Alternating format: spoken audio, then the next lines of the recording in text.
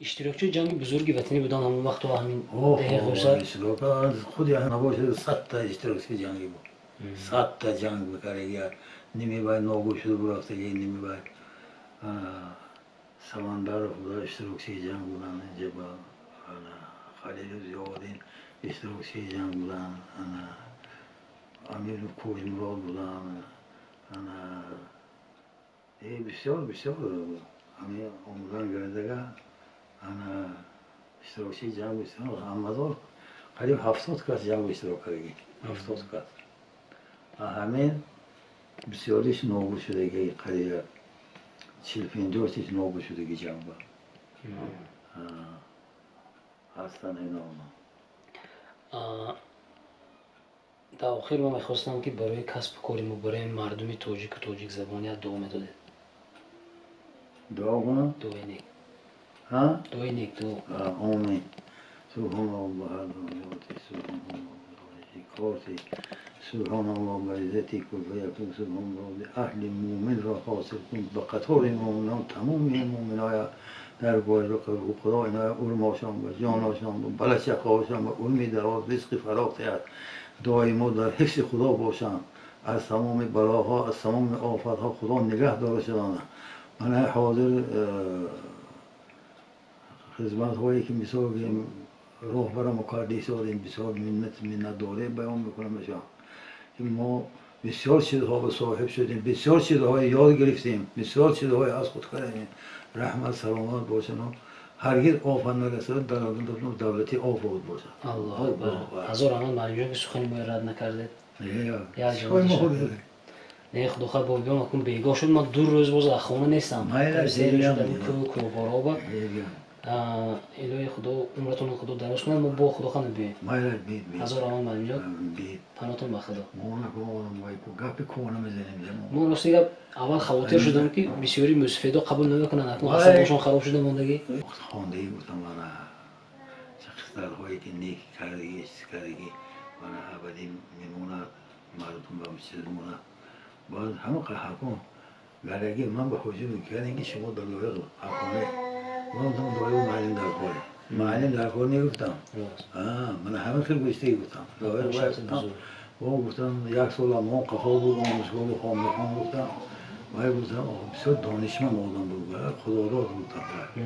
گفتم یک تعریف کرده سر دادم دماغ خوشم شام جوای کار برفتم همون بود همون تلویزیونم نگفتم گفت فرانده گفت این کار اینجا اصلی بود این کار خدا آموز بود این کار گفته گفت بسیار زیاد من به نزدیکی یک ماه رمضان 1 هفته آخرانش طرفای ازبکستان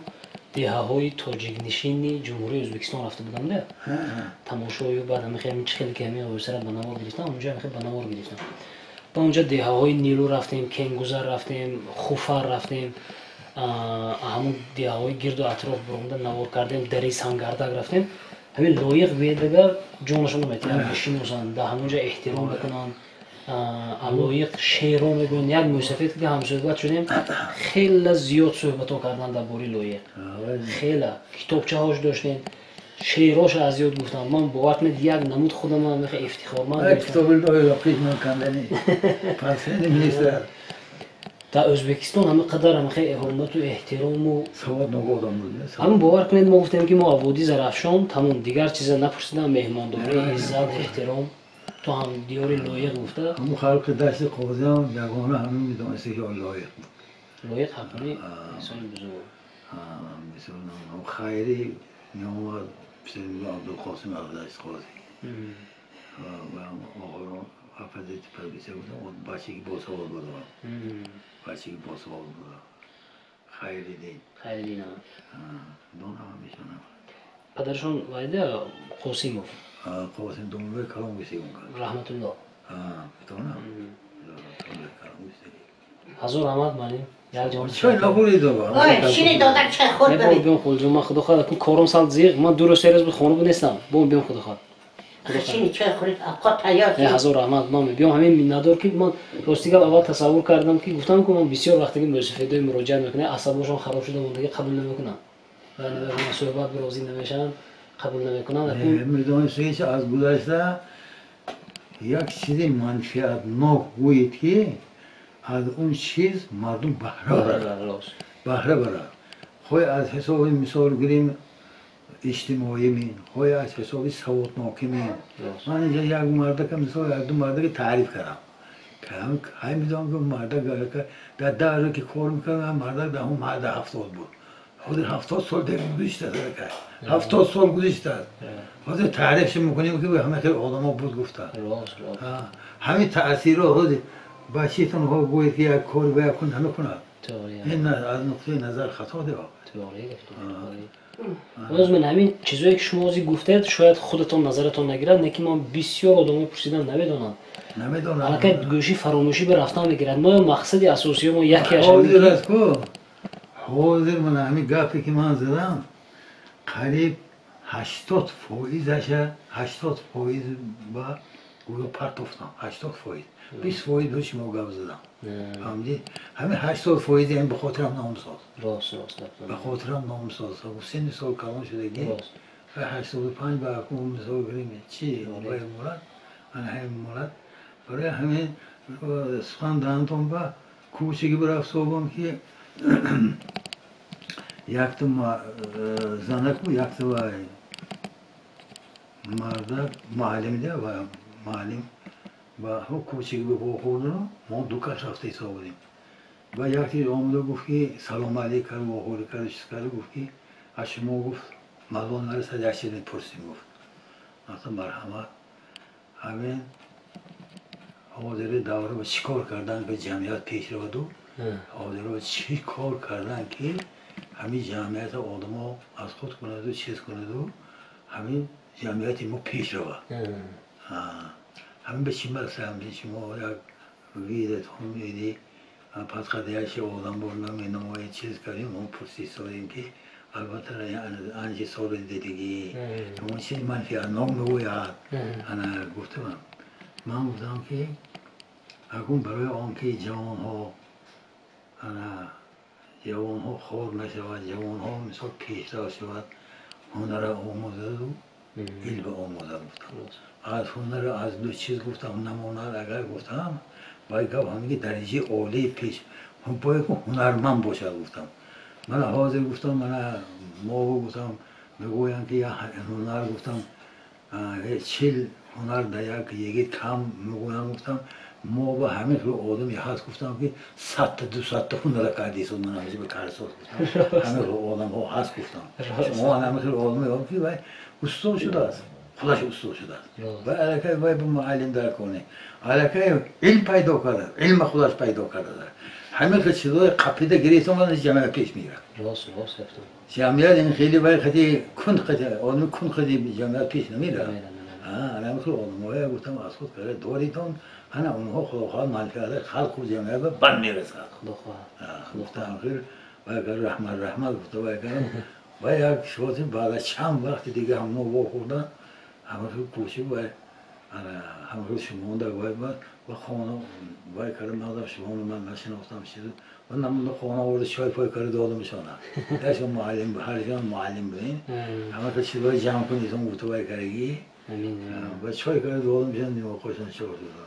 تماشابینان محترم اگر کم گفتیم هر چیزی که توانستیم پرسیده باشیم نمیدونم یگان سوالی که برای شما جالب بود نداده اگر موندیم ما رو معذرت دارید باز در برنامه‌های آینده ما خدا میگیم که همین پدری بزرگوار استاد گرامی عمری دراز بینند باز 85 سال دیگر عمر بینند و ما مسافر شده با آمده در صحبتاشون شیشته باشیم باز یگان سوال‌هایی که به تب دل شما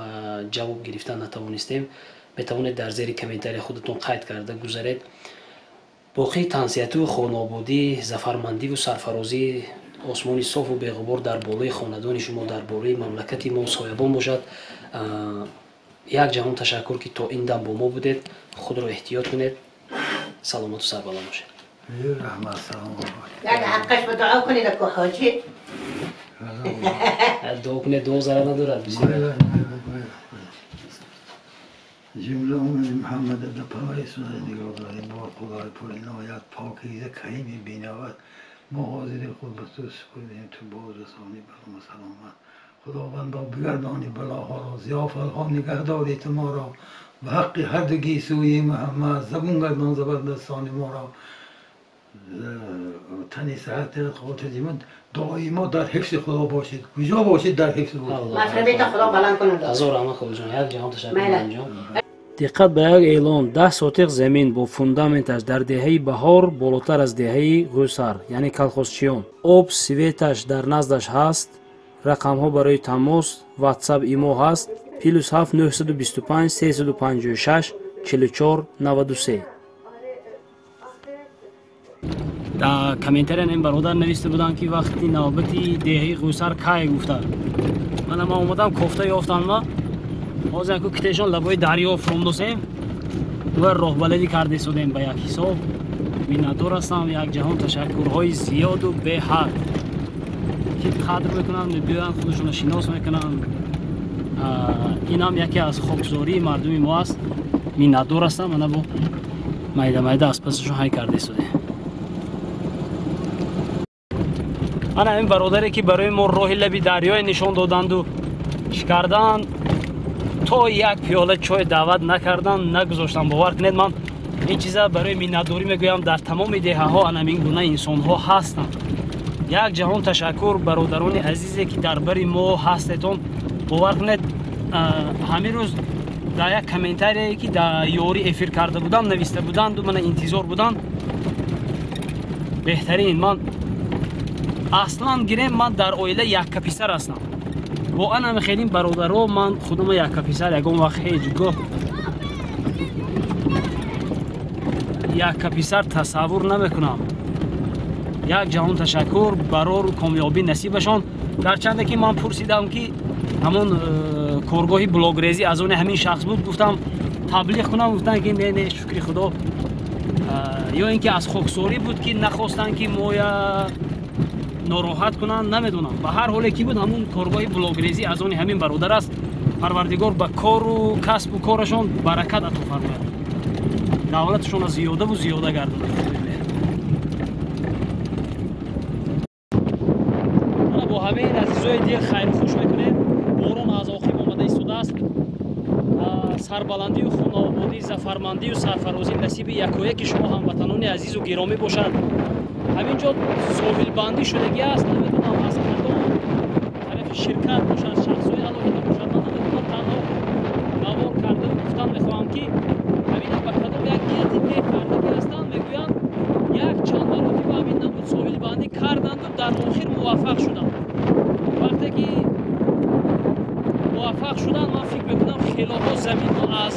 дарё эмин мондагӣ ҳаст ҳатман ҳамин бо ягон нияту дили нияти нек амалӣ гаштагӣ аст мегӯям аҳсан як маротибаи дигар мегӯям ба канали мо аъзо шавед ҳар як ҳамон амале ки барои пешбурди даворҳои мо кӯмак мекунад дасти худро дароз кунед падилитса кунед комментария нависед ҳамин наворҳои моро ба як то ним то дӯстони худ равон кунед ки мо на вакнун роҳгардак шудем бигзор оҳиста оҳиста қадам ба қадам зина ба зина болотар равем ва тавониста бошем ки дар водии зарафшон як канали муваффақу музаффарро ташкил карда бошем ман фикр мекунам зарури аст дар ҳар як водӣ дар ҳар як минтақа як ду канал бигзор даҳҳо канал пайдо шаванд бигзор ки зиёд шавад аммо ман фикр мекунам бе кӯмаки тамошобинон ин чиз ғайриимкон аст ба канали мо аъзо шавед дар тӯю маъракаҳо дар ҷашнвораҳои мактабиву боғчагӣ гӯем дар аксбардориҳои хоҷагиву халқӣ даъват кунед мо омада дар хизмати шумо ҳамавақт тайёр ҳастем танотон ба худо ҳар гунае ки мегуфтам як ҷаҳон ташаккур бародари азиз сарбаландию хонободӣ насиб